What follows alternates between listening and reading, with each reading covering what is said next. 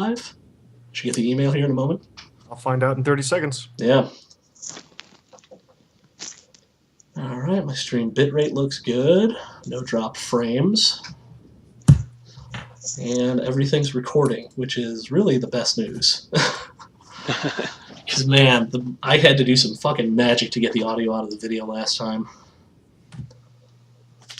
That was unpleasant. And I gotta mute the stream. Okay. Cool. There we go. All right, let's see. Let me make sure I'm silent on my phone. All right. Make sure we're live here. Yep, it's up. Cool. All right. I saw your smiling mug. All right. Cool. Too much? Too far? Oh, I love when you're. Hopefully you get to see it, Dime. If Hannah's video goes down, he's got a real great thumbnail that just pops up. It's like the drunk cameraman from The Simpsons, where it says, technical difficulties, please stand by. Oh yeah. I should actually get that and use that instead. That's a much better way to go. I tweeted it out last time we were trying to get the stream going. It's like, false alarm, sorry people. Nice. All right. I think we're about ready to go here. Yeah, retweeted. Phone's off. All right. Ooh, retweet. Good point. Hold on. Almost ready to go here. I'm also going to fix Injustice God Among Us. Injustice? Yeah. How'd I mess that up? You put an extra N in. No, I didn't put an extra N in. Wikipedia did. I didn't actually type a thing on that page. Oh. See, this is why you don't take Wikipedia as gospel. No, absolutely not. Okay. Let's... All right. Let's get started, guys. This is TVGP Game Club recap for Game Club number 25. I almost said 26. We're not quite there yet. This is for Tomb Raider 2013, the reboot developed by Crystal Dynamics. I am joined today, as always, by the other Jay-Z. Hello. And with us as well is Dimebag315 from the forums. Hello. Welcome, sir. How's it going? Pretty good, pretty good. So unfortunately, Nintendo 37 couldn't be with us tonight. He's got some stuff to take care of at home. He's got to be a dad. So, be a dad, do your thing. Adult life. Yeah, being an adult, it's okay most of the time, actually. It's not terrible. You can eat ice cream for dinner. You can. The problem is you get fat, and that's what happened to me. Because, man, ice cream for dinner's the best, but it's also the worst. So anyway, I'd like to get it started tonight. We did sort of a new thing. We started the voting for TVGP Game Club number 26, immediately after, sort of a week before this show. So tonight, I'd like to announce that the winner... save it for the end, man. Save it for the end? Save it for the end. You sure? Yeah. You want to lead strong? We're the strong lead. Are we? No, put it in. We'll have it going to next month. All right, you'll have to listen through the whole episode to find out who won, or there's other ways, but don't do them. So, let's get right into it. Dime, why did you choose this game? It was a pretty good game. It was one of those remakes that just came out of nowhere. Well, it came out it was Tomb Raider, Yeah, I mean, it's classic. You can't pass up a Tomb Raider game. Well, yeah, but the last ones haven't been really that good, though. That's And true. what was the hiatus between them? I mean, it had been a while since we had one, right? Not that long. It had been a while since the original games, but not too long since the first reboot that was also done by Crystal Dynamics. Ah, my bad. Yeah, so it was a few years between games. Let me see here. I got their game list up. Let's scroll down. So your last Tomb Raider game before, your last proper Tomb Raider game looks to be Underworld, which came out in 2008. So, Okay. about 6 years. That's a fairly long time. Yeah. Right. Sorry, I stepped on your dime. Go ahead. No, it's okay. Yeah, it was just one of those great games that just came out that you wouldn't expect it to be this great. Yeah. It sort of came out of nowhere, I remember. Yeah. Everyone was giving it these huge scores and just talking it up and being like, oh, it's a reinvention of the franchise. And Yeah, especially when they talked about like, oh, she's a teenager Mm-hmm. and it's her first adventure. It just didn't really catch me Yeah. until I saw the gameplay, and yeah, it just was really wow. Well, and Cool. thank God they didn't call it Tomb Raider Origins. Oh Oh yeah. god, yeah. You know? Like we need another origin story. Well, we can have it. Let's just not, put the stamp on the front of the box. Yeah, that's true. Don't put a hat on it. Anyway, was there any compelling feature or any big like thing that made you choose this game over maybe another game you really like? Well, other than the storyline, yeah, this one was just it really did catch me. Like Cool. Just got I its just hook in had you. yeah, I just had to throw it in there like in the you know There's a lot of hooks in this thing. It seems like it. I will confess this up front. I was an adult all month, and I didn't play a whole lot of video games except for Destiny because I can play that with my brain shut off. And I unfortunately played about the first hour and a half, 2 hours of this game, so I did not finish it. I'm going to try and finish it and talk about it more on TVGP proper on Sunday, but I make no promises. Yeah, I said that about Deus Ex. Minus the TVGP proper thing. Well, yeah. So okay, yeah, it's just a really great game. It's got some hooks in you. Cool. I mean, I would definitely, having played it for only an hour and a half, I could see why you would want other people to play this. yeah. 100%. So let's jump into it. This is Tomb Raider 2013. It came out March 5th, 2013. Worldwide release. It came out in Japan, which apparently is not part of the worldwide release for some reason. April 25th, 2013. It came out on 360, PS3, and Windows initially. It also came out on OS X at a slightly later date. I think that was like mid-2014 that came out. And that wasn't even the definitive edition. We had one re-release, and man, was it a doozy. The definitive edition was sort of this was really sort of the big first remake for the PS4, if I remember correctly. Yeah, I knew I didn't even catch that. I knew I wasn't going to be picking up a PS4 or a Bone on launch. Yeah. So I just sort of shut my brain off and went, we'll see what they got in a year. I'm trying to think.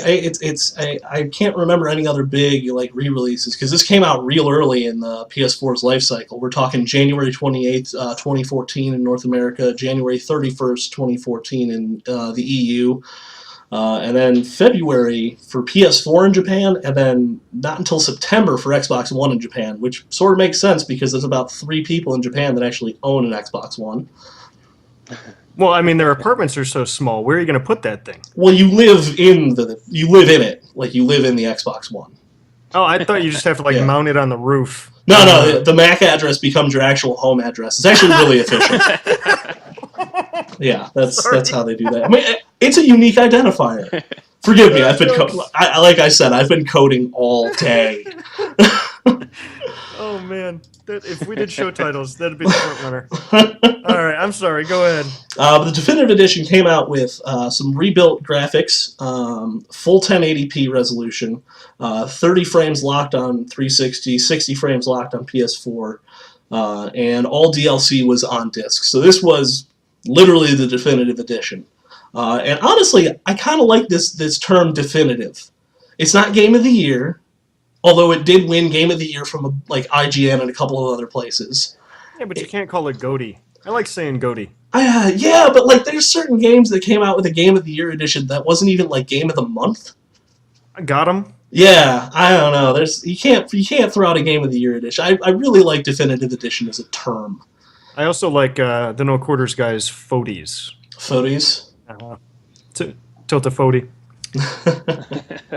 Nice. So this game was developed by Crystal Dynamics. They were founded in the San Francisco Bay Area in 1992, like all good game developers were. They were acquired by Eidos Interactive in 1998, and they became a subsidiary of Square Enix after Square Enix acquired Eidos in 2009. That's also how they got, Deus Ex and all these tons and tons of other games. Square Enix has really been on a purchasing spree in the last few years. Fun fact, Crystal Dynamics was the first licensed publisher for the 3DO. They believe the first 3DO game they put out was, I want to say it was Gex, because that would make sense. Well, I think that's the only 3DO game anybody knows, aside from what... Actually, no. All of their first games were 3DO games. Hmm. Yeah, they've got a whole long list of 3DO games here, which is actually, I mean, it's nice, but it's also kind of embarrassing. Yeah, I don't recognize any of these names. Yeah, I mean, okay, Gex I recognize just because he was their mascot for so many years. But I mean, like Crash and Burn, Total Eclipse, Off-World Interceptor, The Horde. Like, these could have been... Actually, these sound like indie games being made today. Yeah, so do Solar Eclipse, Total Eclipse Turbo, Blazing Dragons, like... No, Slam and Jam. Slam and Jam 96 featuring Magic and Kareem. So they did some sports games in there, too. 3D Baseball, which is just a fantastically generic title. Yeah, they have some serious game chops in there. But really what you know them for is going to be the Legacy of Kain series. They did the first Soul Reaver, the second Soul Reaver, Blood Omen 2, and Defiance. They did like all the major games in that series. And I have a few friends that were... I was never big into that series, but I have a couple of friends that were like way deep into the lore on those games. The other thing... Whoop, go ahead. I remember really liking that first one. What did we say it was? Legacy of Kain Blood Omen for PS1. And, for the PS1, yeah. That top-down sort of like... You just stuck your arm out and blood came out of everywhere straight into your mouth. Like, yep. Yeah. I liked that one. Some cool stuff. They also did I believe they worked on the first reboot of the Tomb Raider series, which started with Tomb Raider Legend, Tomb Raider Anniversary, Tomb Raider Underworld. And they also did the recent isometric games, the Guardian of Light and Temple of Osiris Tomb Raider games. Which people love those. Boston's huge on Temple or Guardian of Light. I don't know if he's played Temple of Osiris, but I've heard good things about all of them. And of course, they did this game, and they are working on Rise of the Tomb Raider for Xbox One. Well, for now, it's just for Xbox One. Well, it's sure to be a timed exclusive and come out 9 months later. And of course, it always does. With a Game of the Year edition, and yes, we know how this all works. The publisher is Square Enix, and really, if you're listening to this and you don't know who Square Enix is, you're probably really confused. We're giant nerds, and we really like video games. So go look up Square Enix, and you'll be able to confirm that fact. I like when people call him Squeenix. I'm a big fan of Squeenix. The first time I heard that, I was like, ooh, I'm using that. But yeah, they've published tons and tons of stuff. Their publishing game's been pretty strong in recent years. I mean, with all the IDOS stuff and Tomb Raider, and even their Final Fantasy stuff is going fairly well. It has its moments. I like that there's a guy who has a chocobo living in his fro. Yes, it's a chocofro. That makes me incredibly happy. Chocofro. Anyway, so let's go back in time a little bit to about March 2013. Sort of a familiar time. We were around this time last podcast because Deadpool came out in April or May of 2013? I've completely erased all of Deadpool from my memory the minute we stopped casting. Yeah, that's kind of how that game works. It's very short. There's not a whole lot to remember there, but it was fun while it lasted. Yeah. So the reception for this game was pretty darn great. Giant Bomb gave it a 4 out of 5. Brad Shoemaker reviewed it saying, if you're the type of person who enjoys going back and collecting every last thing, you'll get a whole lot of mileage out of Tomb Raider. I don't disagree with that. Yeah. Just full disclosure, I did play through it again here, start to finish. Oh, nice. I started Monday. I finished Wednesday night. Very nice. The first time I played through it, though, I really did go back and get a lot of the collectibles. Mm-hmm. And there's a lot of them, but they give you the maps for them pretty easy. Oh, that's good. And there aren't really any, Arkham City level, oh my god, how am I going to get to this thing perfect timing ones? So you can get them pretty quick. That's good. I don't think anyone's gone Arkham City crazy since Arkham City, except for maybe one of the Assassin's Creed games I haven't played. I don't know. Haven't played them. IGN gave it a 9.1 out of 10, which is pretty high for them.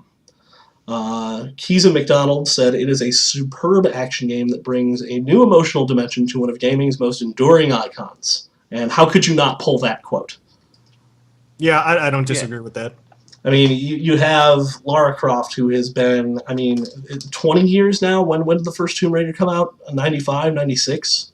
I would have said 94, but I trust you more than my. I don't know if it was a launch title per se. It might have been 94. I could be wrong. That's actually probably like 75% of the time I'm wrong. But yeah, I mean, when you reframe a classic character the way they started, at least as far as I saw, started to in this game, I think you're setting yourself up to really take advantage of this character's legacy and really sort of knock it out of the park in subsequent games. GameSpot gave it an 8.5 out of 10. Carolyn Petit said, the game is at its best when you're fully in control, when you feel directly connected to Lara as she runs and leaps and clambers, which, it's a video game, that should be the most immersive part. That should be the part that hooks you. That should be what connects you to the game. Now, when she says clambers, I feel like I know what that word means, but in this context, does clambers just mean falling off cliffs? Because it's like the opposite of climbers. Yeah, probably. Clambers. What is... Oh, no, that's cliffhangering, right? Isn't it? Well, that's the noise she makes when she bounces off every rock, tree, and fence on the way down. Clam, clam, clam. Yeah, we'll get into the crazy violent deaths in a little bit here. So sales-wise, the only number I could find for this was 1.85 million sold globally. That does not include the definitive edition, and that doesn't, of course, include digital sales. I have to imagine it's more than that. I would venture to say it's probably double that if you include definitive edition sales. I don't know as much about the definitive edition, although, you probably had a lot of people who just got their PS4 for Christmas and wanted to play something on it. Yeah. I feel like the Steam sale is what got this up. I mean, I think it was $5 or $7.50 at one point. Mm-hmm. Oh, I bought it. I mean, that's where I got it. I'm kind of wishing I'd gotten the PS4 version now, given the frame rate issues I had. But oh, really? Yeah, I had to turn some stuff down, and I'll get into some of it later. I think a lot of it was the shaky cam. I was starting to sort of feel nauseous, and I don't know. Oh, I could see that being a problem. I didn't see a whole lot about the marketing for this game. I remember seeing commercials and stuff, but nothing huge or outrageous like, Well, IDOS doesn't really do that stuff. Yeah, it's not their game. It's fancy, flashy trailers, and then maybe standees and retail. Yeah. So I looked back at the peers for this game. So to remind everybody, what I do is I go back and I look at the surrounding months of release for the particular game we're talking about. So in this case, the original came out March 5th, 2013. So I looked all the way back to February and all the way forward to April. And just compile a list of games that, could have bit into their market share or, been a distraction for people that might have wanted to play this and they never got around to it because game X or Y came out instead. So we got a pretty interesting list here, actually. It's a big list of mistakes and sorrow with a couple of bright spots. Yes, very much so. We open up with Fire Emblem Awakening, which not the same demographic, but still, that was a pretty big game when it came out. I remember the 3DS was desperately in need of games at the time, and just that dropped and I remember that being sort of a turning point for 3DS sales. Mm-hmm. I think you have Dead Space 3, which is regarded as the worst of that series, but in that series, it's still like a 7 or 8 out of 10. So I keep trying to play through it, and I get further and further every time. Yeah. I'm still not real far. Yeah. Then we have Aliens Colonial Marines. We all know how that disaster turned out. I would have been more awesome to see Lara Croft in that game. It puts the colon back in Colonial.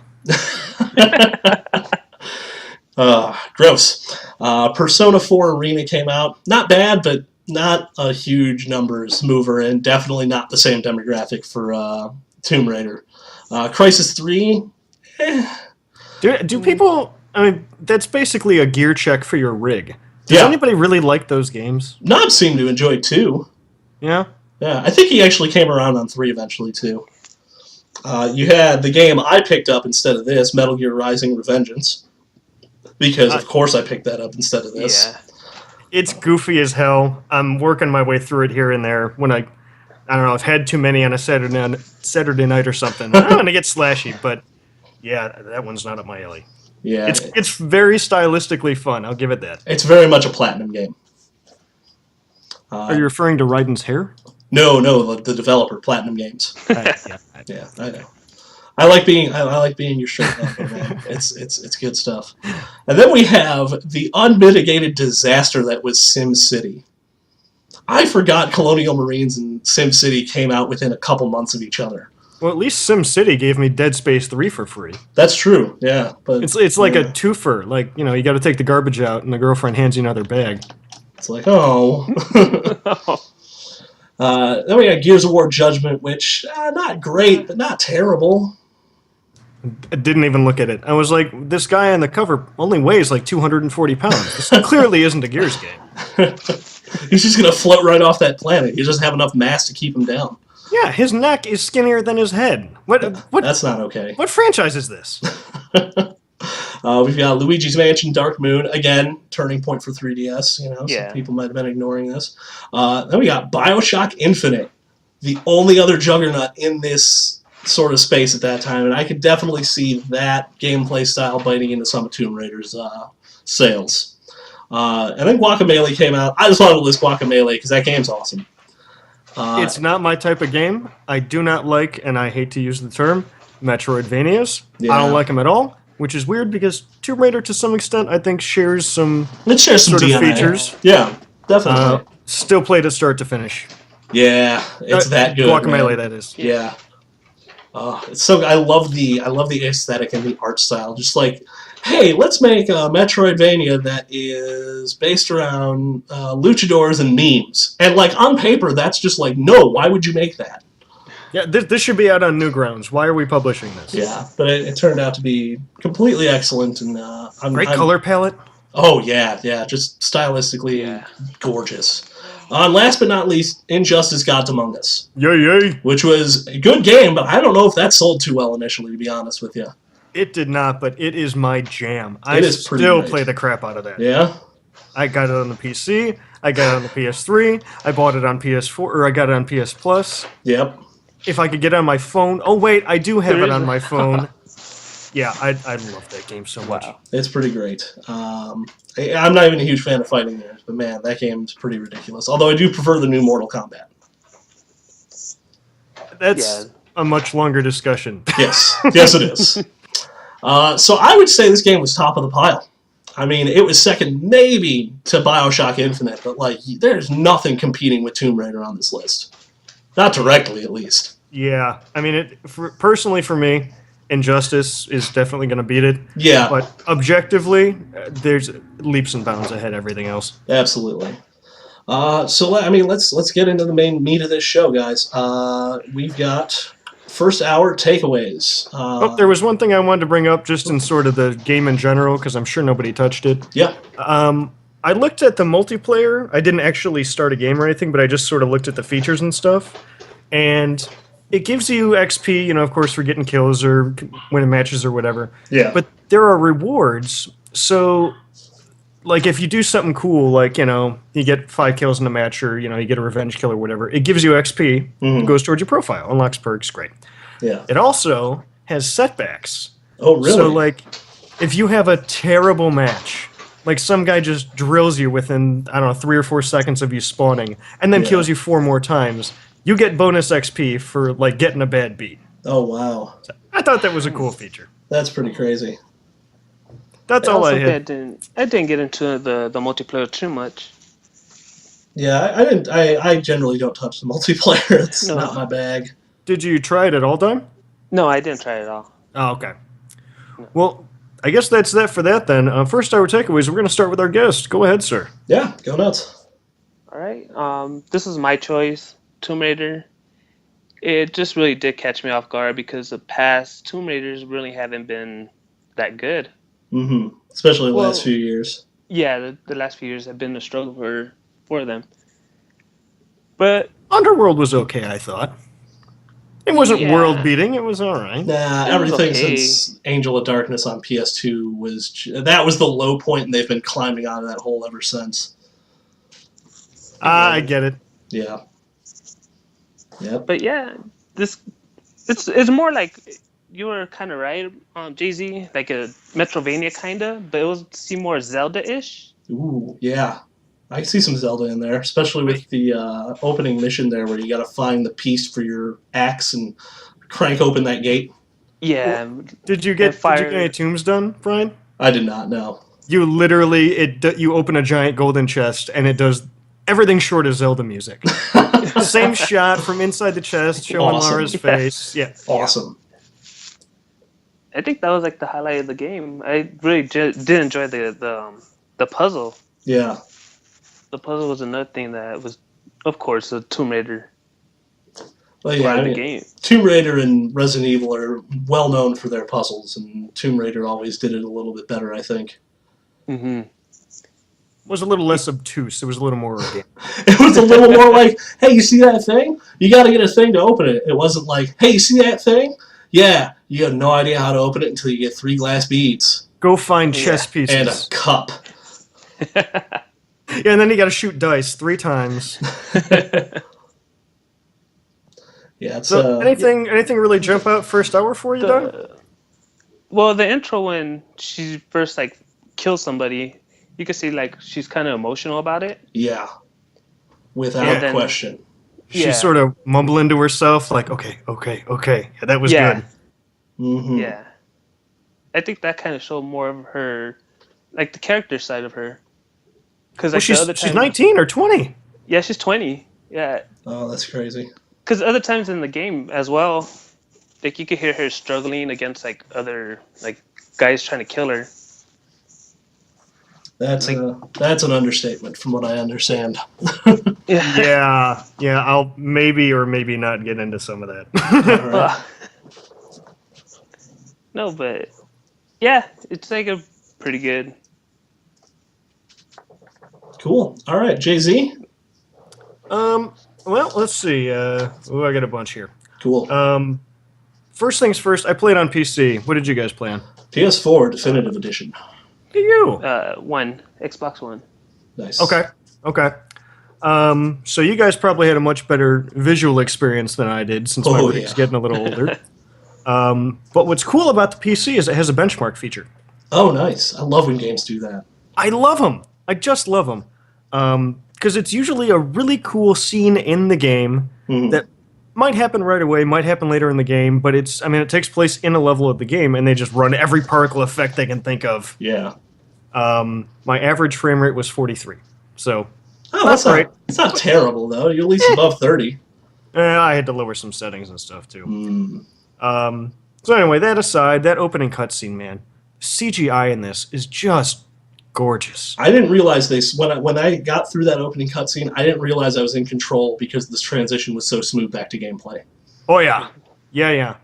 Well, and that cuts both ways because there are load screens. I mean, they're not quite Mass Effect elevators, but Lara's walking super slow trying to get through a crack in a cave. Yeah. And you can't move any quicker. You can't control really where she's walking. If you try to put the torch out, she says, I can't do that because loading screen. Yeah. It's both ways. You feel like you should be controlling her when you can't, but when it works the other way, it's very cool. I will say this. It's nice that they've made Lara not quite so top-heavy. Yes. That was getting ridiculous. That being said, her boobs are still distracting. Yeah. I'm a man. What can I say? It was one of those things. It was like, oh, that's reduced. Okay. Yes, and now we're going to make her soaking wet and then roll her around like she was in mud wrestling. Yeah, it's still a little on the kind of skeevy side a little bit. Like, I don't think that's the intention, but I can It could have been much worse. Yes, it could have.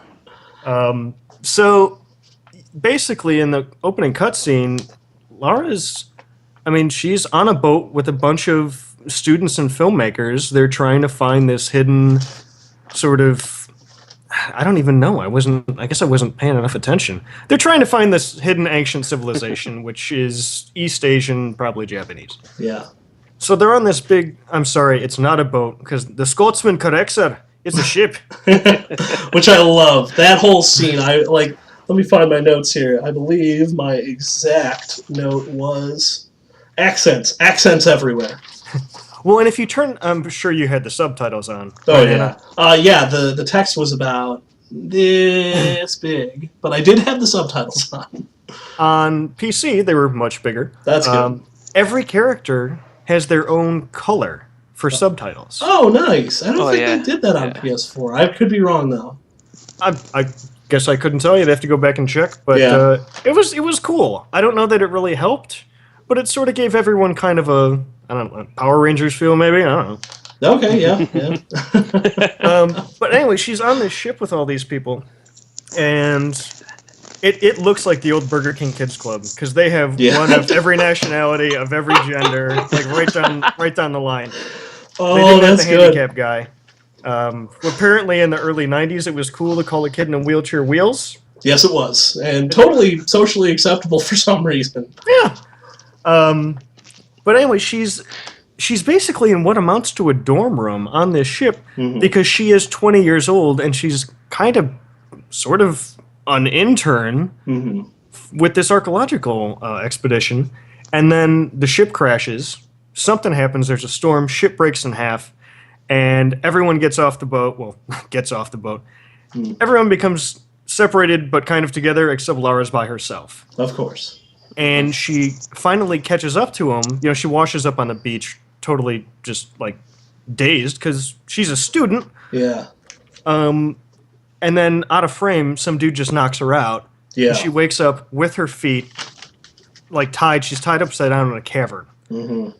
And that sort of starts on one of my other notes, which is, in that first hour and really through the whole game, they beat the snot out of this woman. Yes. Oh, man. She takes a beating.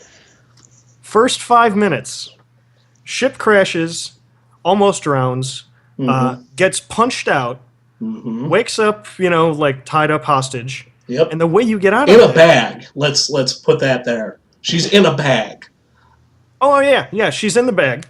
She's not half in the bag. She's all the way in the bag. Except for the head. And so what you have to do is swing back and forth because there's these other bags of what are ostensibly bodies hung up. Yeah. And I never figured out what they were trying to do with all those bodies. You played through it. Do you know, Dime? Did they ever tell you? No, they never mentioned it. It just meant to be creepy. Yeah, just hang them upside down, bleed them out, collect the blood for some ritual, probably. I think That's what I would do. So the way you get out of this is she has to swing into this other bag of bodies, push that into a torch, and then swing her into it again to set herself on fire to get out of the bag. And then when she gets out of that, she falls directly onto a piece of rebar on the ground, which goes through her kidney. Yeah. First 5 minutes. And she pulls it out.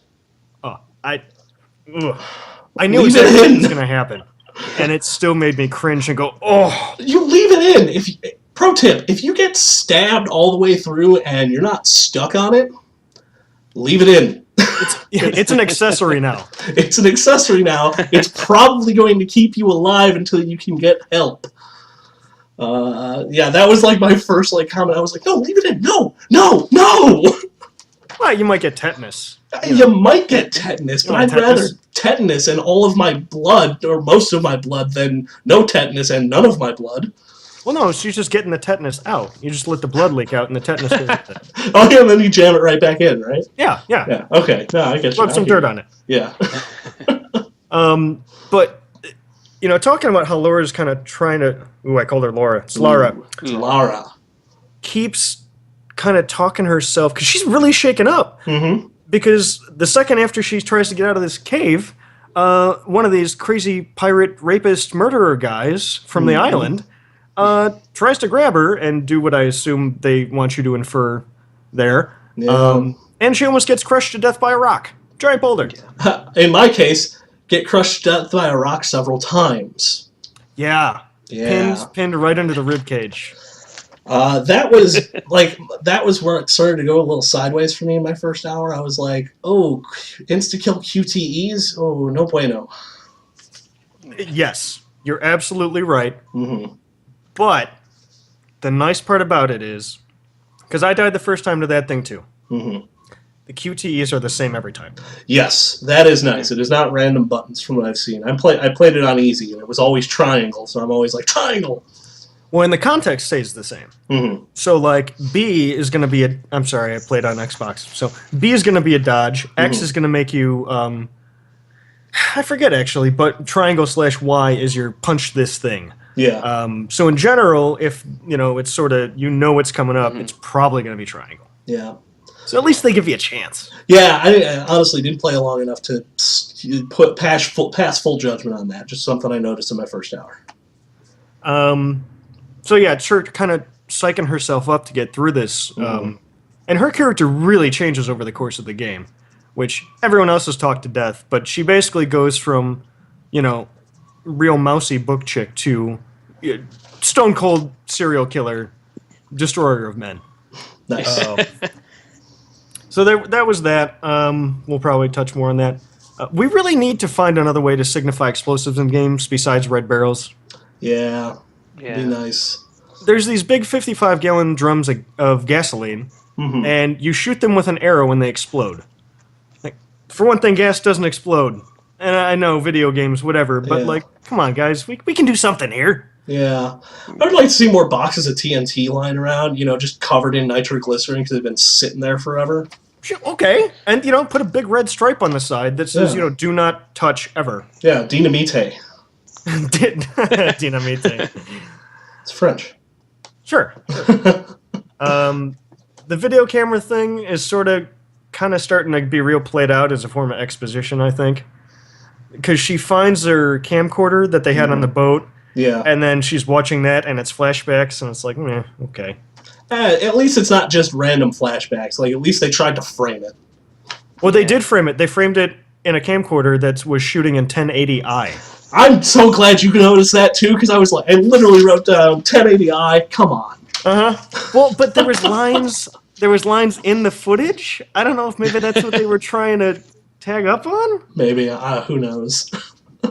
You already brought up the scene in the cafeteria, which I call the Alien/Event Horizon crew. Yeah. It's a good comparison. Beat the hell out of her.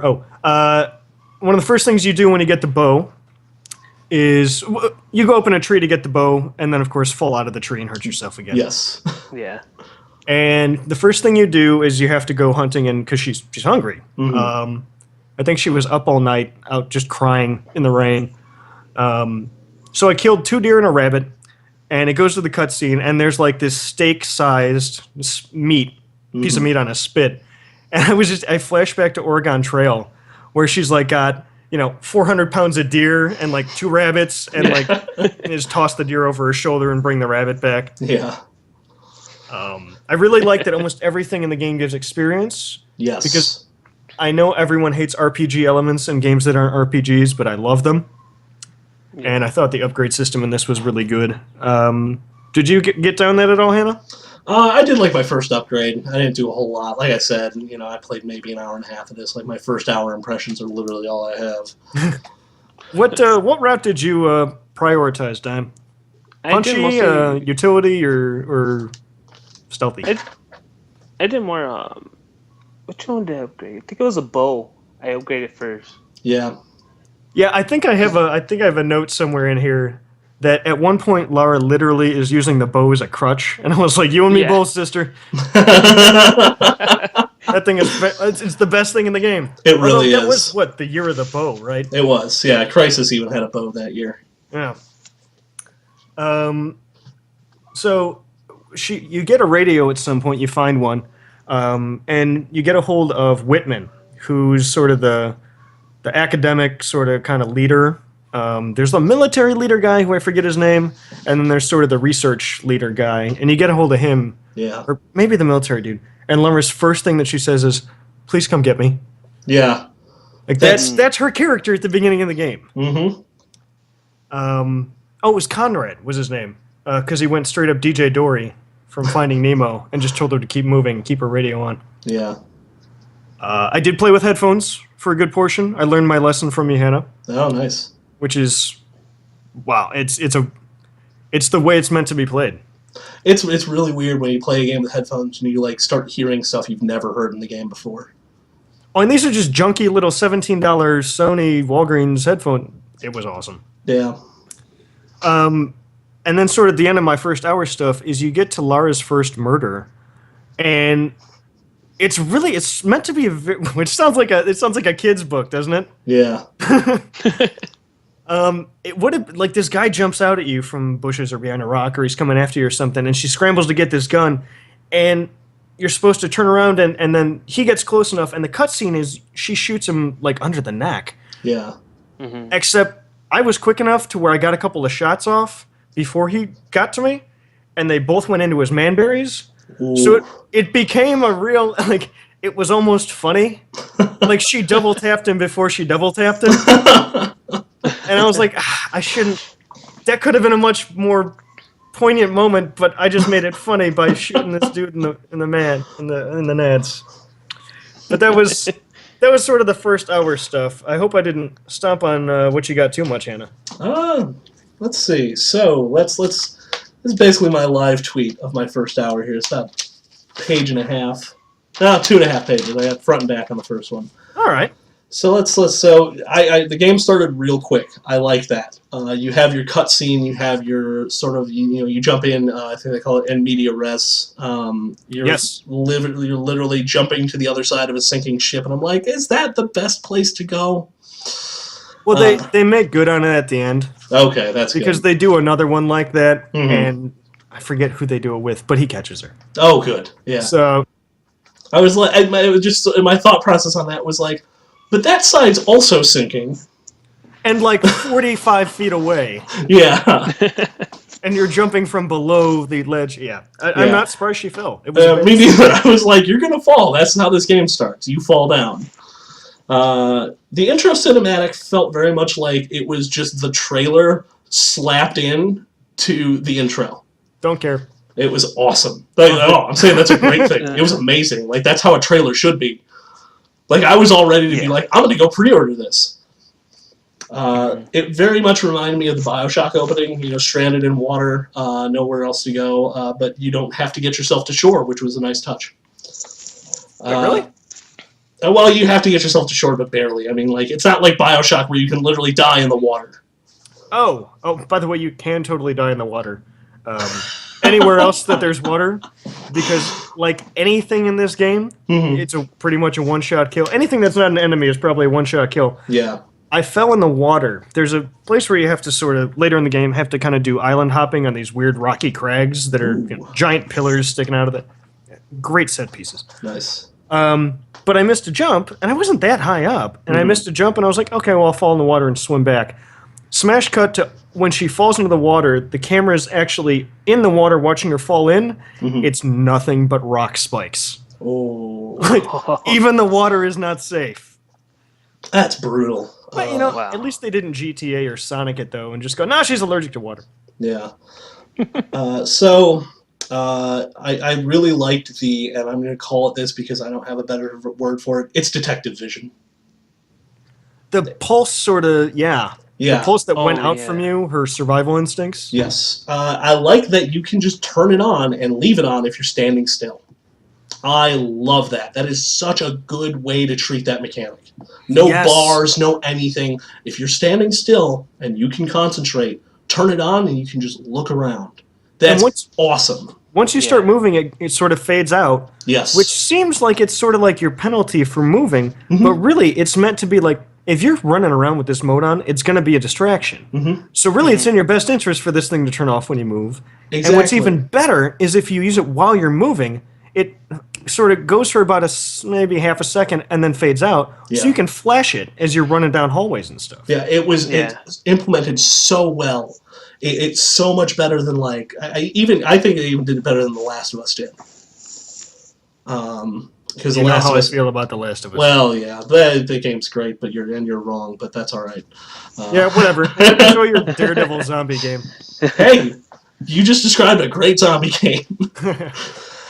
So I really, really like that mechanic. I cannot wait to play around with that a little bit more. I don't like when there's arbitrary limits on that sort of stuff. If it was like, it makes sense in Batman, you turn it on and a battery drains or something, fine, cool. Yeah.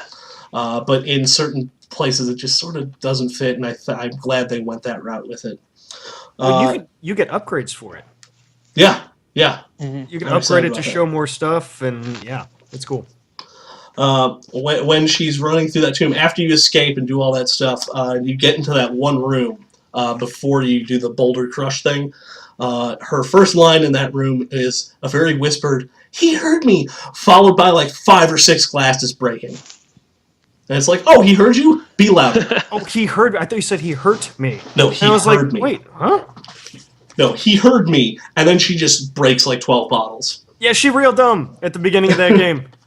It was like watching every horror movie, and like that's the reason I don't like horrors, because every horror movie starts with someone doing something they absolutely shouldn't do. Yeah, like your cell phone buzzes in your hand and it freaks you out, so you accidentally throw it in a river. Yeah, or like what my favorite is The Purge. It's like you have the security system. You guys are gonna be fine. Some dumb kid has the security code and just opens up the house to let a dude in because he feels bad for him. Oh yeah. It's just like, dude, don't. Just don't. Sounds like something people would do in the 10th year of whatever that is. Yeah, you're not wrong. The first effect and really big thing I noticed was the torch. I don't know if you saw it when you're going in like a really low space, you got a really low ceiling, the way the flames like lick up at the ceiling and like Rambo style. Yeah, First Blood. So cool. Like the lighting and particle effects in this game are of particular note because they are really, really good. I had to turn down my settings when I picked it back up on the second night, and the torch was decidedly less cool. So yeah, they clearly put a lot of work into that. They did. I was really happy. So then we got into the QTE section there, where you had like the boulder drop, and then you had to climb up this hill. And my exact reaction was, "What is this? A Quantic Dream game?" Heavy Rain. No. All right, fine. You froze out for a second there, but even if you time. hadn't, I might have had the same response. Yeah. I might have made a Jason joke. Yes, very much so. Then you get to shakily walking across a tree trunk / rope, another mechanic I severely dislike. That never happens again. Which she does that I, once and she's an expert. I knew. I was like, okay, all right, that's probably just the beginning of the game. It's okay, you're gonna be fine.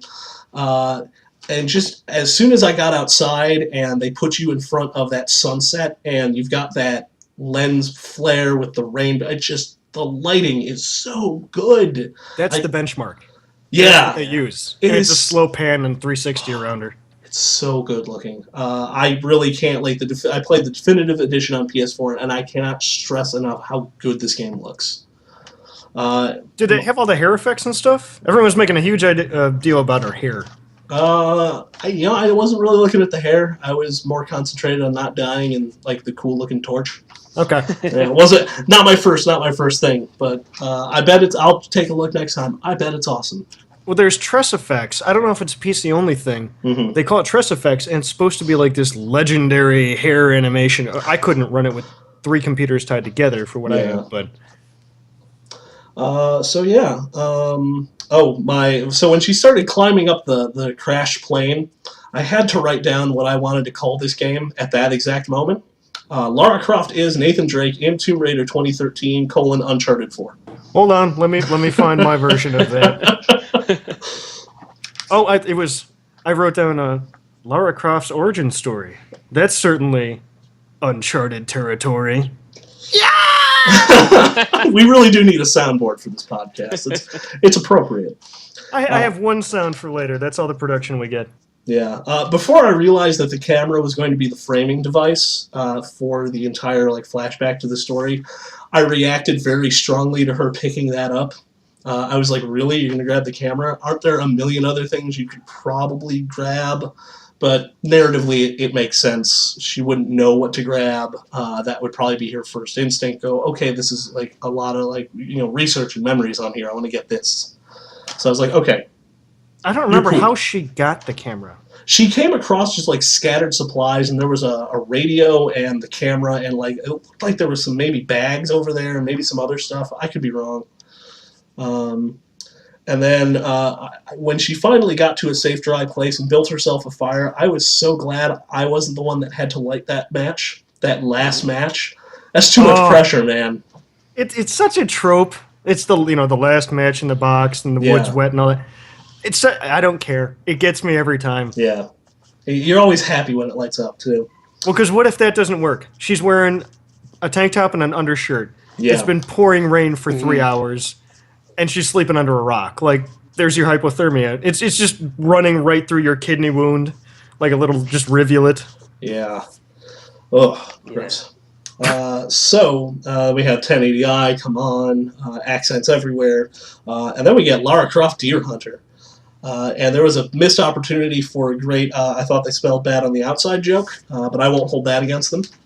Yeah, I'm not sure she would, necessarily Lara would get that reference. She's sort of, I don't think she's ever seen a movie in her life. Yeah, and it's totally like, if she's supposed to be 20 in this game, she was born in like 93, so she knows the prequels.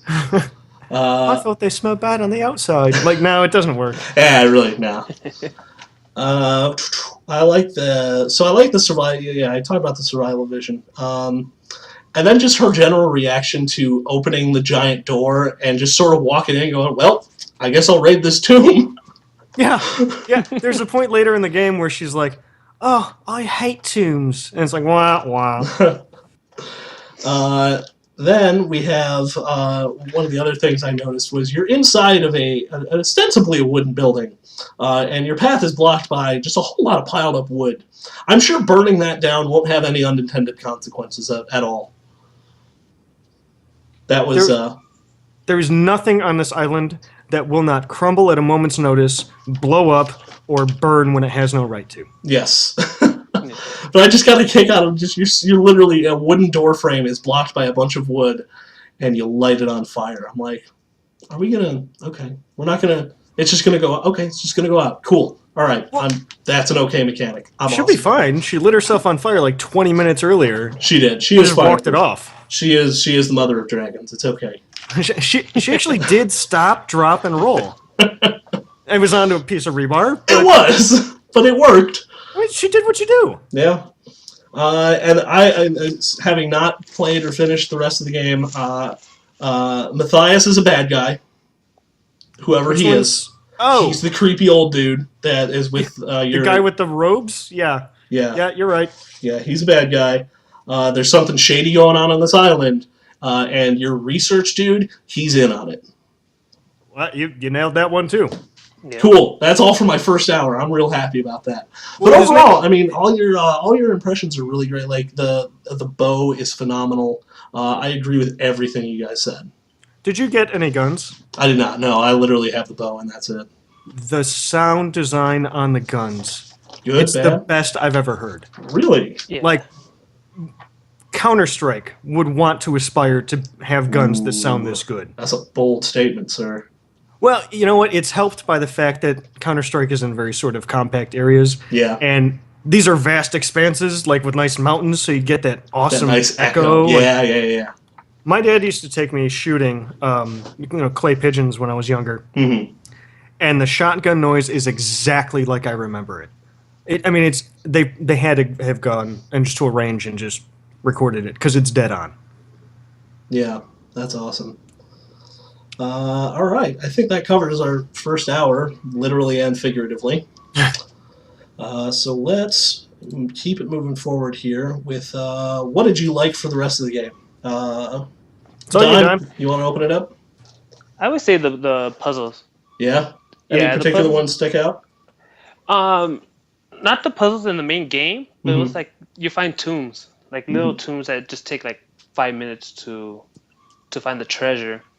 Yeah. I really liked those. I wish they wouldn't have all been you solve one sort of gizmo and then there's the big Link treasure chest. I would have liked like maybe 2 or 3 before you got to the end on those. Mm-hmm. Maybe a bigger reward. Oop, I was mic'd. Or muted. The rewards are pretty good, actually. I mean, I think I came across maybe 4 or 5 tombs, and all the way up until the last one, I was getting a whole skill point out of all of them. Oh, nice. Yeah. That's pretty solid. I mean, it's like 1,200 or something XP when you get, 10 for skinning a wolf, so... Yeah. It's a pretty big jump. Yeah. Yep. And they're really good thought out, like tombs. Well, they're so intuitive that when you can't get one, like there was one. Did you do the one where there's it's the room's flooded, and there's a raft, and then there's this light that's stuck in the water, and if you pull on a sort of a pulley, you shoot the pulley and yank on the rope from the bow, it'll pull that out of the water, but only for a second. Did you do that one? I think I did. I did all of them. Do you remember how to solve that puzzle? Are you getting tips and tricks? No, I forgot. All right, so what you have to do, and this is not meant to be a tips and tricks, I had to look it up on YouTube and literally slap myself in the head. It was so easy. This thing goes up for a second and then comes back down. We just run the raft under it, and it just sits on the raft, and you just can go whenever, wherever. Oh, Jesus. But unfortunately, then you just run up a flight of stairs, and there's the treasure. It's like, well, no, I want... Give me two more like this. Like, this is cool. Let's build a theme. And you just zip line out. Let's build a theme. I like that. Well, they did. They all sort of had their little themes. Like, there was the one where it was like, the climbing tomb or the ascendant tomb or something they called it. There was the water one. There was another one where it was like you had to use counterweights and gas cans and stuff. And it was all sort of... Oh, yeah. There was one like a pantry where they kept all the food. Like, they were all themed. They all had their own sort of thing. It was great. Yeah. What else grabbed you, sir? A lot of the like when you use I call it heightened sense. Yeah, the survival instinct. Yeah, which she was when you have to look for like certain things, like you gotta look for 5 dream catchers, and I think it was the first level, and then later on you have to burn some flags. Yeah, I think those were pretty challenging because there's one that was just like really stuck on. those are the cool aspects of the Arkham franchise that they incorporated without going crazy. Because you're not going to have, aside from those GPS trackers, which I didn't try and get it all. If I came across a blinking thing, I picked it up and I get 5 XP. Great. Well, yeah. If you come across a blinky thing, you pick it up. But the actual collectibles, yes, they would show up when you had your Batman vision on, but they weren't. They were part of the environment. Like, they were decorations you had to burn with fire arrows, or they were dream catchers you had to shoot, or they were cairns. You eventually get back to the beach and you have to rebuild these stone cairns. Like, they're different every time. It's not 500 Riddler tokens. Yeah. And they matched the theme of the area you're in. I thought it was great. Yeah, they did it pretty good. It just blended too well with the background. Well, and they mix them up too, which is nice. You're never looking for 20 of something. It's usually 5 or maybe 8, and then you're on to the next thing. That's good. They don't slap you all that much with it. That's good. No, that was really good. And you can get maps to find them for doing almost nothing. Awesome. Oh yeah. Anytime you raid a tomb, it's like, all right, here's everything in the area. So I guess there's your reward on top of the XP. But anything else? Yeah. Bless you. Sorry, that was my girlfriend. Oh, bless her. No, so that was like maybe the best part. Like, I liked was just maybe like the puzzle solving, tombs. What did you use? Because the game's very combat heavy as well. What did you use mainly? The bow. I mainly use a bow. Yeah. It's one-shot kills. Like, you get to turn everyone into Steve Martin. It's wonderful. Yeah. No. That's a show title if I ever heard one. Well, and they actually do that. Like, if you clip a dude in the head, the arrow will be half in his head, and it's not realistic, but what are we playing video games for? He'll take 3 or 4 sort of stumbly steps with this arrow wobbling around in his head before he falls over. It is never not satisfying, and I understand I sound like a sociopath. And that's okay.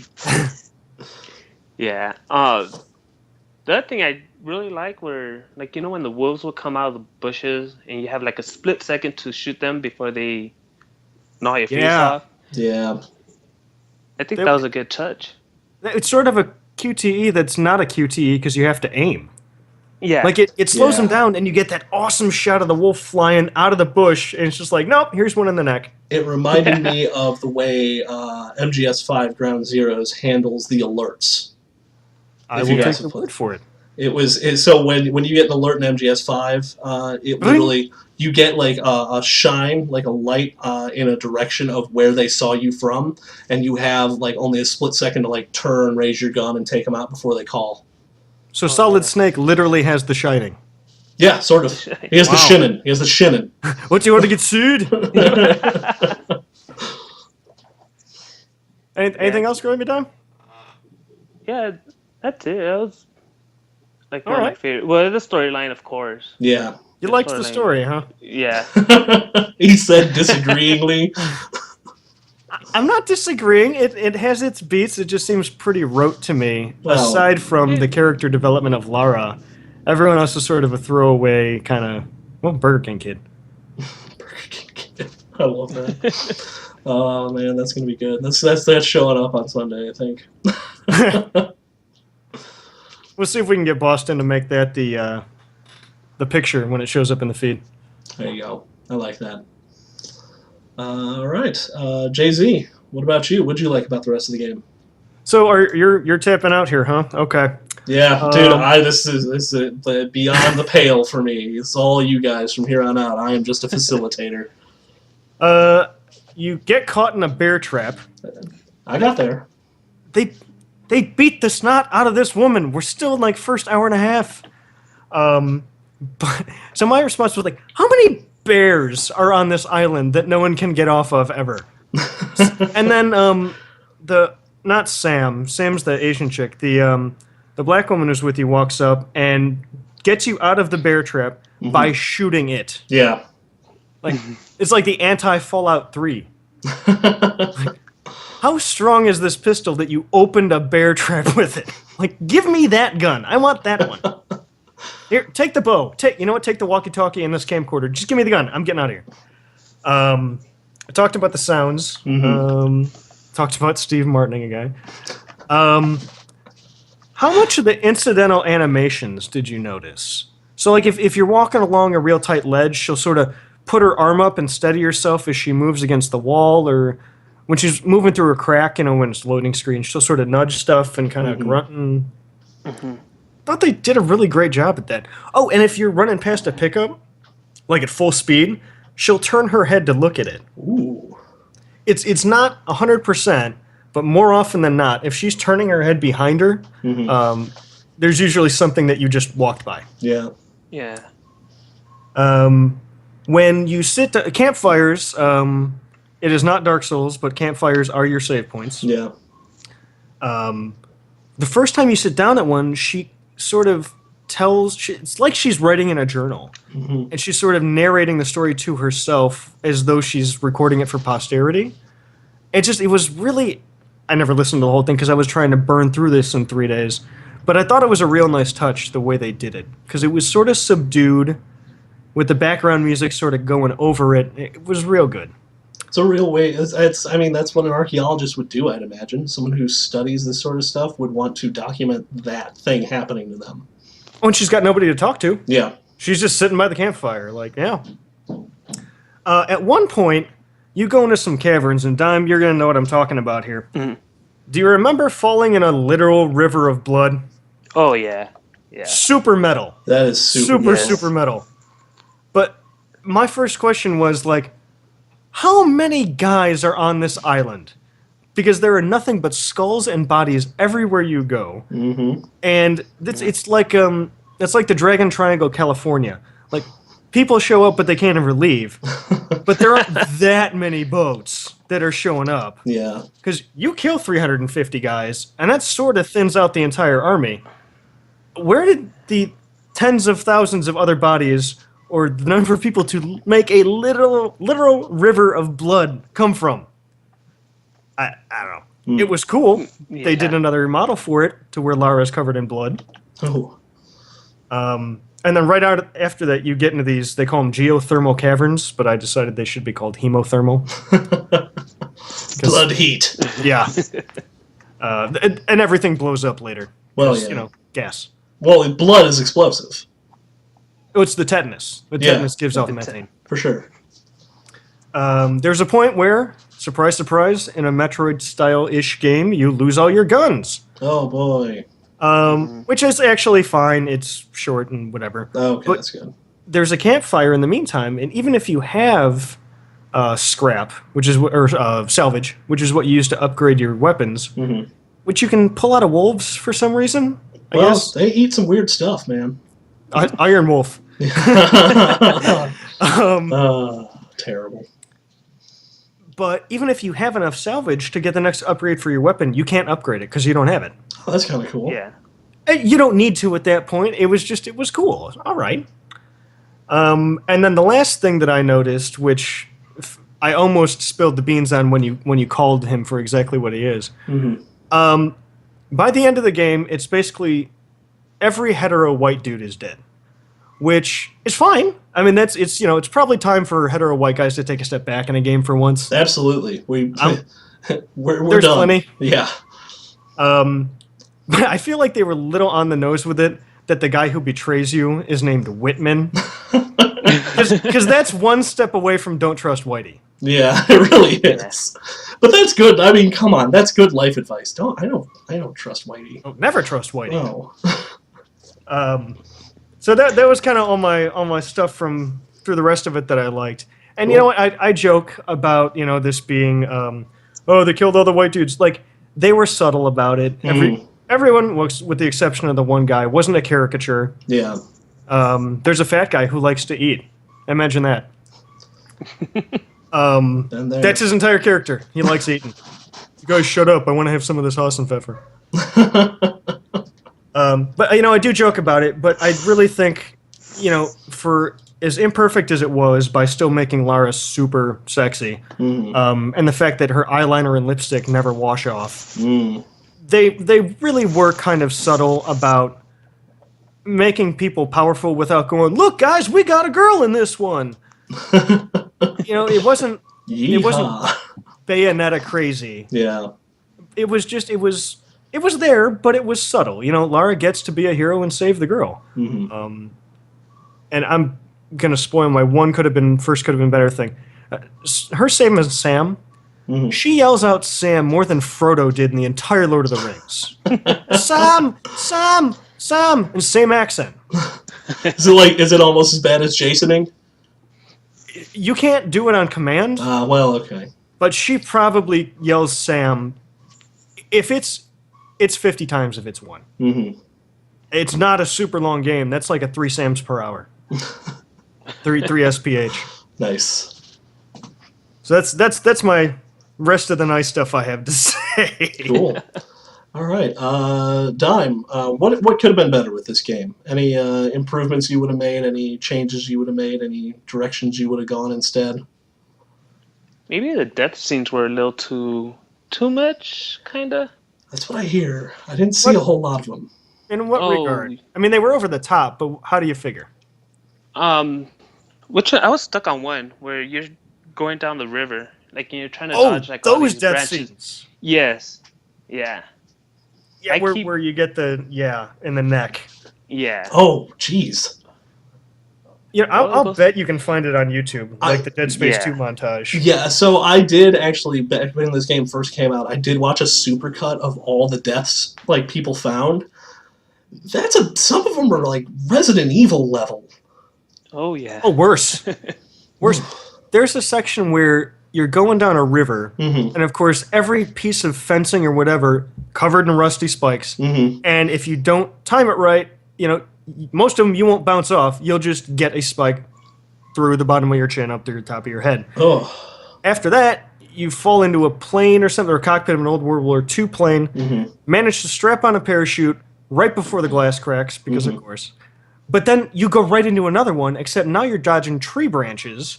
And if you run into a tree, it's not one piece. You're just, it's like a pincushion impaling on branches. Ooh. Yeah. It's horrendous. Wow. What were the other ones, Dime?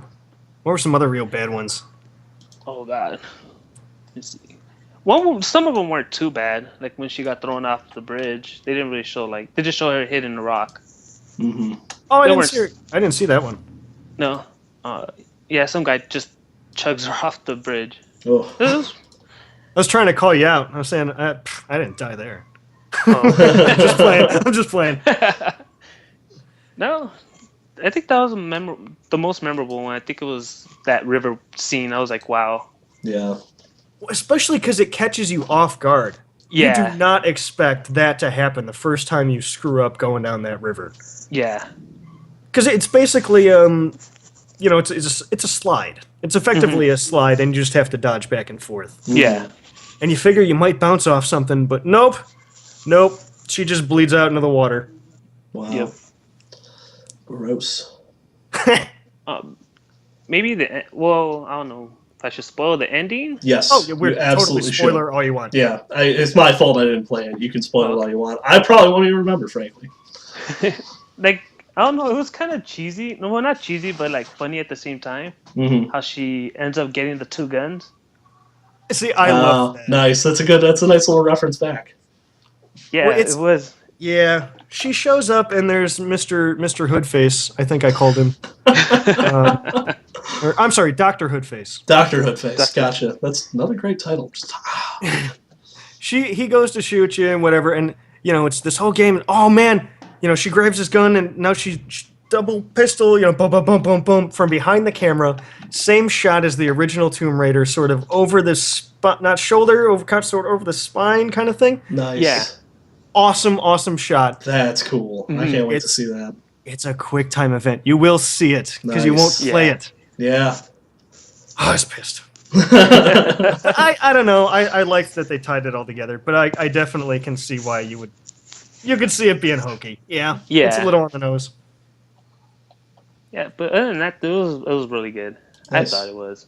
Cool. Wow, that's everything. Okay. Jay-Z, take it away. Well, I guess I'm much more critical. Well, you and me both, man. So, yeah, Laura calls out for Sam more than Frodo does. You spend a lot of time skinning deer and collecting plants. So, in addition to the Uncharted title from before, I also have Raid Dead Redemption. Nice. Solid. I like it.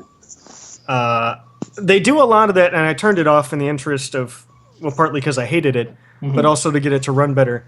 I'm sort of over this water dripping down the screen shtick. Yeah. It was cool when Vice City did it, because it was, nobody's thought of that. But all it can serve to do is take you out of the action. Yeah, it's sort of a real, immersion-breaking effect. It's water running down a screen. Yeah. Like, what am I watching this at the zoo? That's not how your eyes work. Yeah. Way too much shaky cam.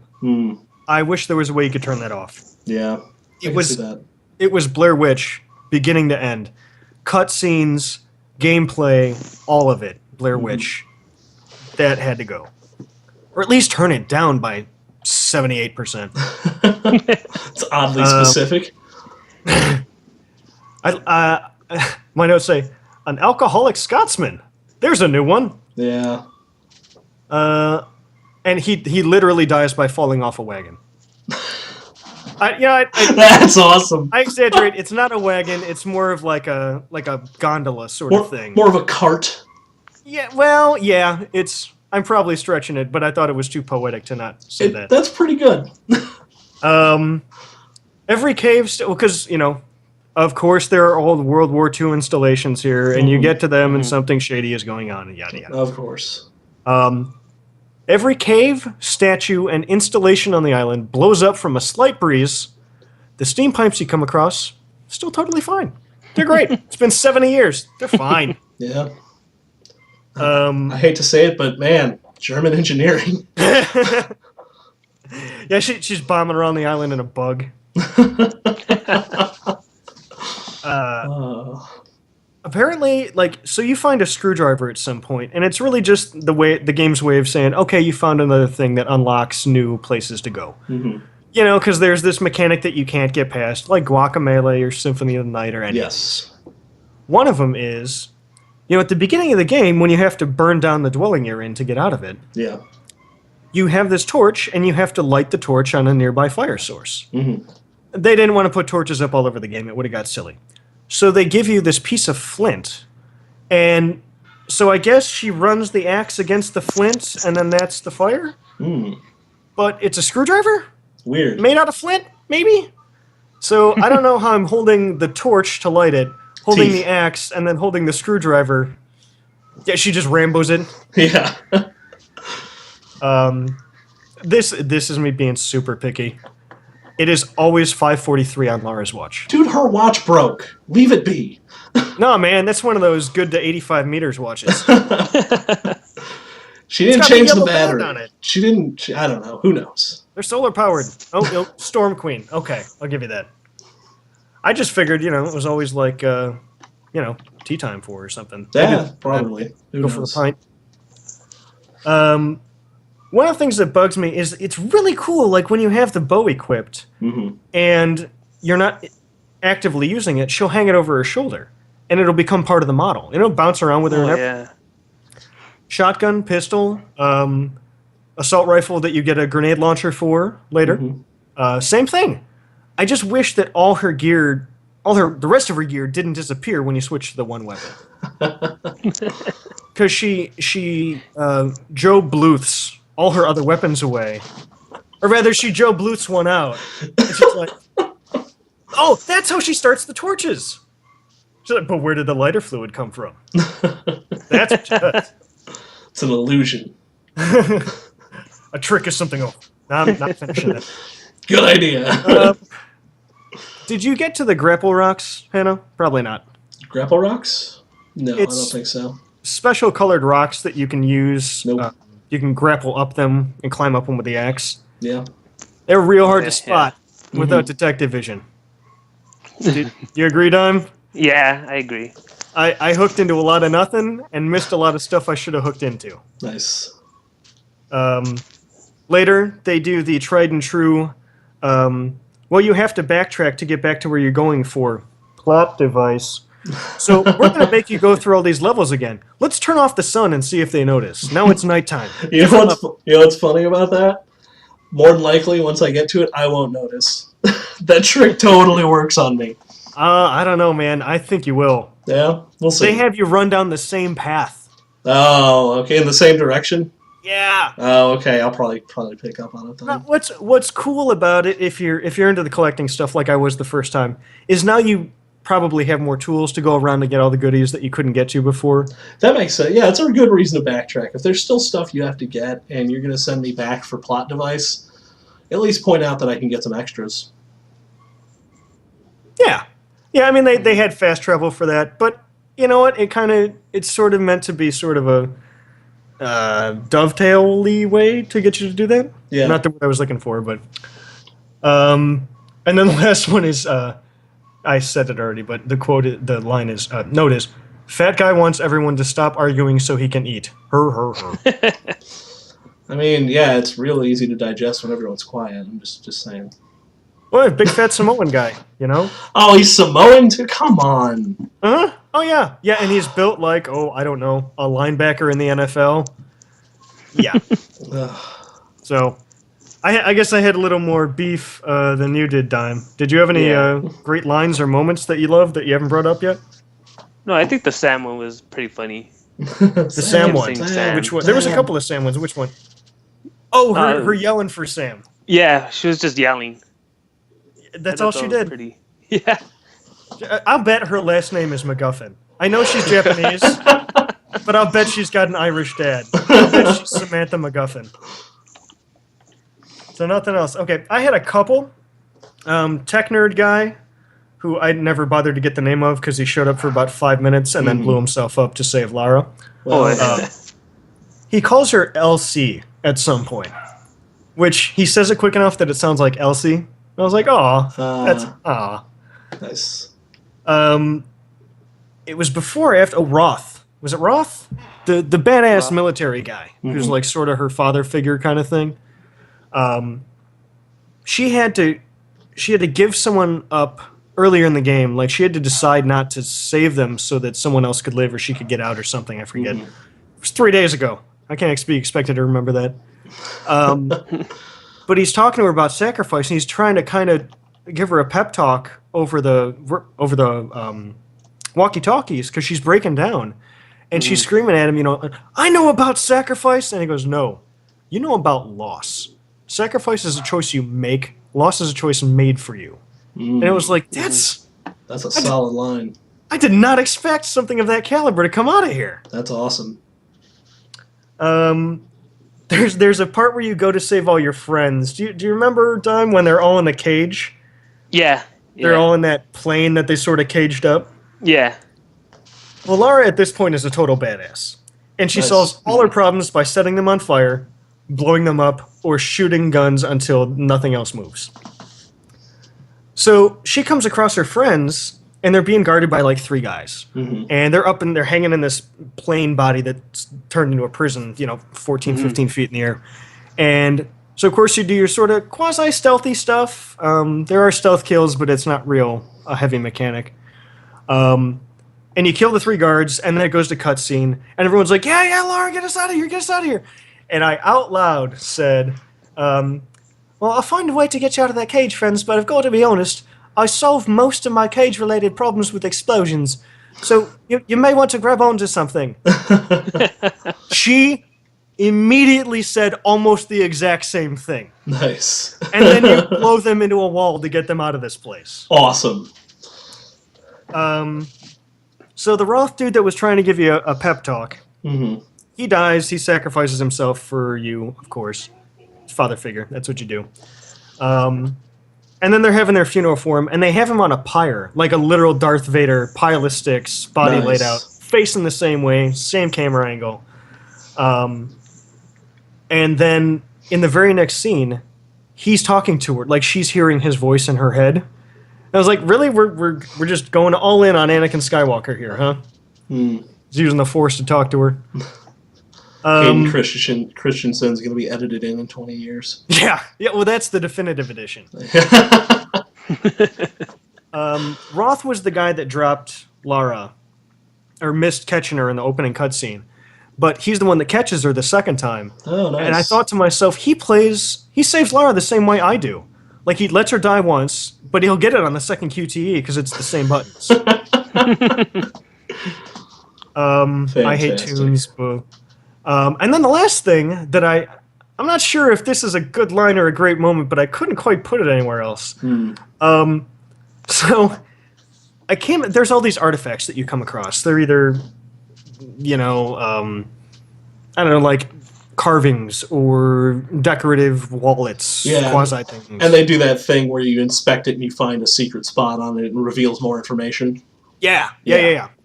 Well, at one point, they're broken up by section, like this section is the coins and this section is the whatever. Mm-hmm. Well, I got to a section where it was like Japanese fans, like the hand fans. Yeah. And I wasn't looking at the descriptions because I was trying to burn through this game. But this one's, it said in the description, it's a fan made for weddings. And Laura goes, well, it doesn't look older than a few years. Which doesn't seem like anything until you think about it. The only women on this island are the ones you brought with you. It's you and Sam and the other chick. And these guys have all been there for 30, 40 years. And so they're making fans for weddings. And it's like, you know what? These guys may be pirate, serial killer, murder, rapist, just terrible people. But you know what? They have really progressive attitudes on coupling. Like, good for them. Like, they've had ceremonies, Clearly. Yeah. Hey, you do what you got to do, man. So that was all my sort of goofy stuff. Yeah. Did you have any kind of emergent gameplay, glitchy things? I'm sure there were no glitches. You're on PS4. I can't say I had any. I was a big fan of just waiting for some dogs to show up and just shoot them in the face. Because that was just, it's like a fun little mini game. Oh, I forgot. I missed one. I'm sorry. What's that?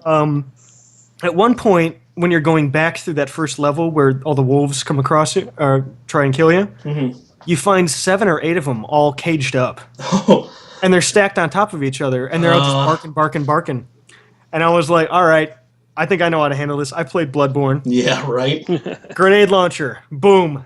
It was literally, I went, 7 with 1 blow. Because it just... Oh. I'm sorry. Go back to your dogs. I skipped that one when I was going through here. Anyway, not really. I didn't have enough time to have any gameplay emerge, unfortunately.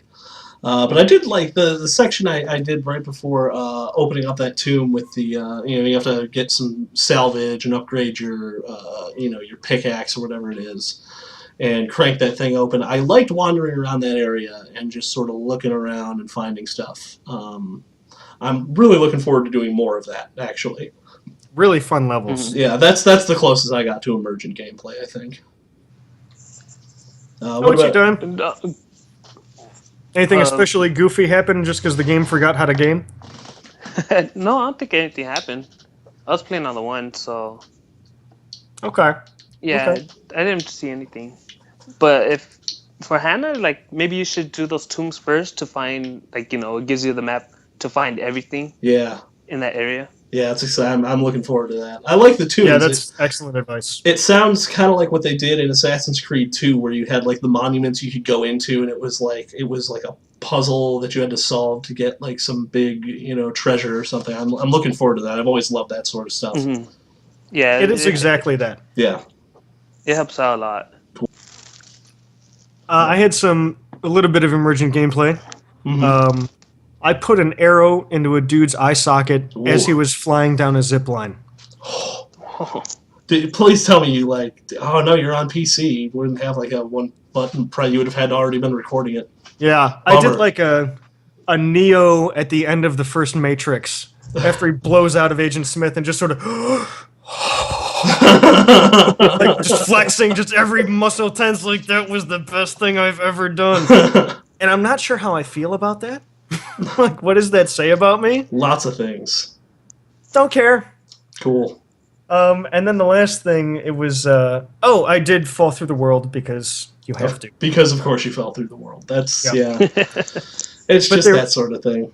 There was a spot where you're trying to save Sam, because of course she keeps getting kidnapped like Princess Toadstool, Oh man. and Captain or Doctor Hoodface Dr. Hoodface. goes, Dimitri, guard her with your life. Talking about Sam. And the second he said that, I said, well, Dimitri's dead. And the 3, 2, 1, out of frame, arrow through the throat. Okay, I guess I just handed it.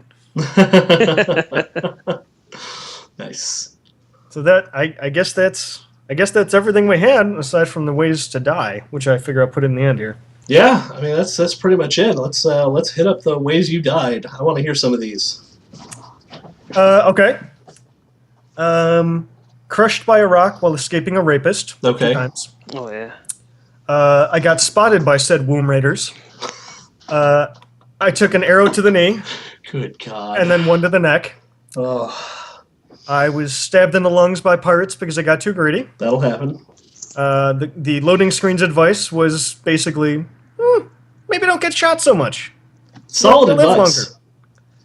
longer. I was burned to death trying to aim the rifle. Nice. I fell off a collapsing bridge when the Oni showed up, so maybe that was it, Dime. I think it was that one. I did that twice. Mm. The river thing I apparently named Slip and Slide and Spike through the neck. Yeah. That happened twice. I got shot in the spine looting a corpse when I shouldn't have been. Well, that's what happens when you loot corpses, man. Uh-huh. I even died where there were no enemies Yeah. on the beach by falling through the earth. Assorted gravity-related mishaps. I like the way you frame that. I was saving that one for the end, but yeah. Assorted gravity-related mishaps. And then at the end, you get to this spot where it is literally a room full of a samurai and an Oni. Oh wow. And they're literally lined up in formation, both sides of the room. There's probably 80 of them. They're on both levels. You're supposed to sneak by them. Okay. But just for giggles. Let's see what happens when we drop a grenade into the middle of these guys. You are immediately made into a pincushion. Yeah, I'm sure. All of these guys catch it at once. It's not quite 300 levels of arrows coming at you, but you're fighting in the shade for sure. Yeah. So those were my notable deaths, aside from just, I missed the jump. Yeah. All right. Dime, you have any memorable deaths from any of your times in this game? I think there was one where I was trying to shoot. What were I trying to shoot? They're in the water. They're like the grenade. No, not the grenade. Oh, the mines, the old Yeah, the World War mines. II mines. Yeah. Yeah, I accidentally found one. Did it ragdoll you up into the stratosphere or something? No, it just like threw me in the water, but it was just too funny, like how I just landed on top of it. That's awesome. I picture that going like Hot Fuzz style. You land on it. You think it's gonna go off and it doesn't, and then you just fall on some spikes. Yeah. But if it's Tomb Raider, what I'm sure happened was you land on the mine explodes you, propels you directly into the spikes.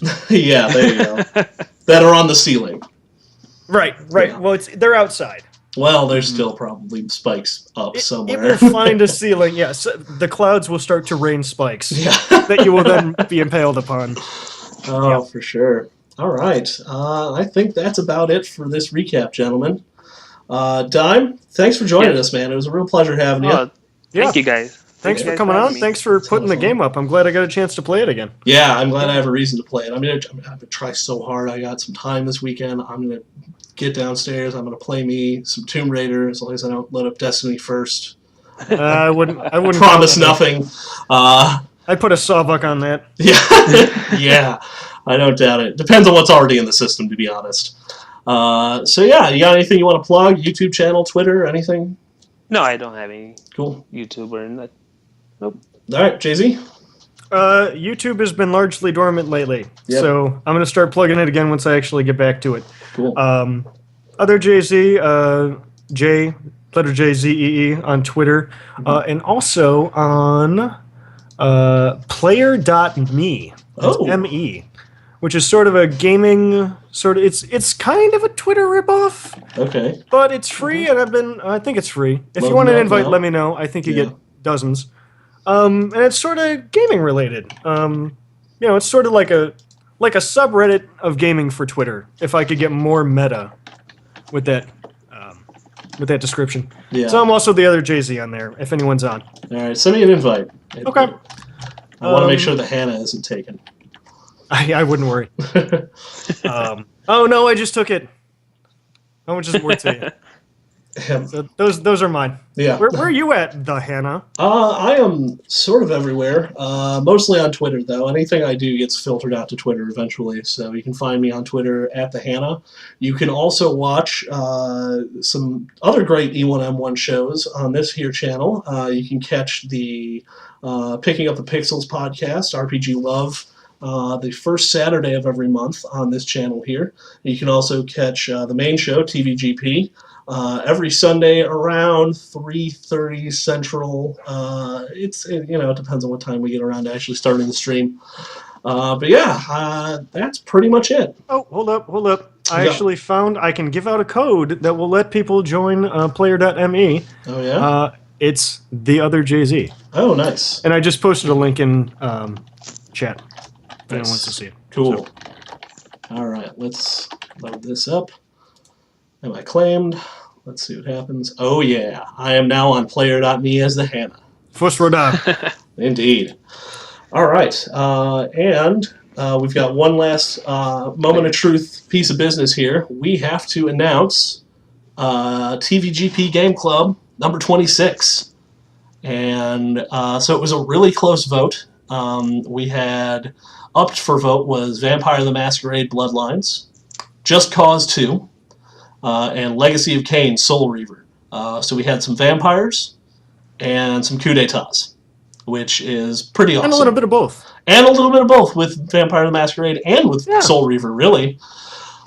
So the winner this time around was Binary Viking with Vampire the Masquerade Bloodlines. So he is going to be on the next show, which will be roughly a month from today, which would be probably around June. Well, it's going to have to be June 25th because I'm out of town June 18th.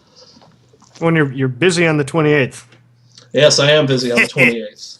Oh, one last thing. You remember how I said there was one piece of production in here, and I forgot to do it? What's that? See if you can guess what section this was supposed to go towards. Okay. Deaths? Yeah! Yeah, all right. Yeah, I forgot all about it. They'll go in the notes next time. Yep, all right. Well, thank you to everybody for joining us. Thank you to everybody in chat. We will catch you in about a month, and go find Vampire the Masquerade. It's a great game. Later, guys. Later. Bye.